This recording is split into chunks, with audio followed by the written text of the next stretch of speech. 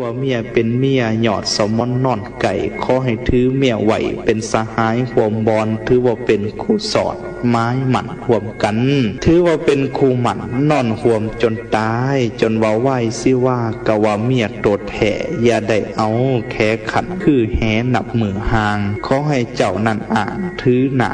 ว่าเมียไปทั้งเนื้อเมื่อทั้งไตไปทั้งใดก็ให้หำให้เจ้าคิดอำล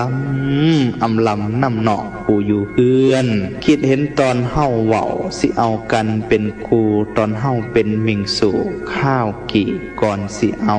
เฮาก็ยังได้เว้าว่าบ่เราลืมไล่ตกลงตัดสินใจสิห่วมตายกับเจ้าบัดว่าเอากันแล้ว3 ปีบ่ถามข่าวปะให้เมียอยู่ยาว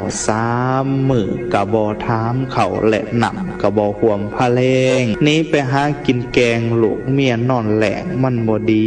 สาแล้วแนวผัวใจถอยปะเมียเลี้ยงลูกหน่อยโตไปเตยเที่ยวสาวพระพุทธเจ้าของเฮาเพิ่นบอกไว้เฮามีธรรมในจิตในใจหาประกาศเด้เขาเป็นเมียของเฮาสิขี้หลายไถเปสิงามสิหยังจังใดก็ถือว่าเป็นเมียเฮาก็ต้องรู้จักรับผิดชอบให้เฮานี่ล่ะเป็นคนดีในเบื้องต้นให้รู้จักมีเหตุมีผลใส่ปัญญาเว้ากันใส่ปัญญาปรึกษากันบ่แม่นแต่สิเอาแต่อารมณ์ข้อที่2นั่นอย่าสูดูหมิ่นเมียโตโสว่าเป็นของเฮาทุกหรือมีก็อย่าฝากไปคุ้มเห็นว่าซ้ำทุ่มแนวผู้เจ้า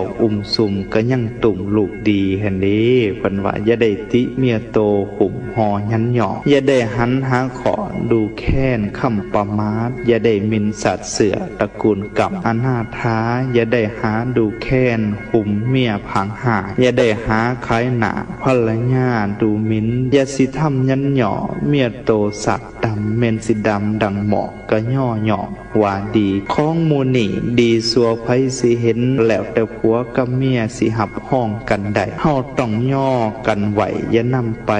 ออกจ่ายความบ่ดีเสื่องไหวดีนั่นให้คอยไข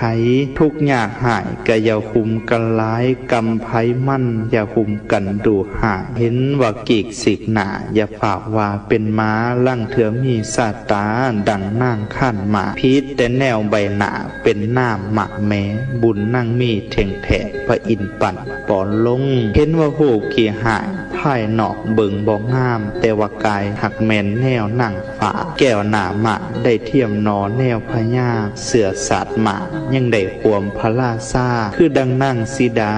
กำพ้อยคนให้บุญนำได้ของเมืองเป็นไงแม่นว่าถูกอยากให้ก็ยังได้นังเมืองผัวผู้เลี้ยงอย่าดูหมิ่นเมียขวัญขอให้ควรหาคิดไต่ตองหวนผูกยาให้เครื่องคำหอนนอนนำทุกเสาคำเป็นครูกรรมก่อสร้างอย่าว่างเจ้าให้ห่างไกล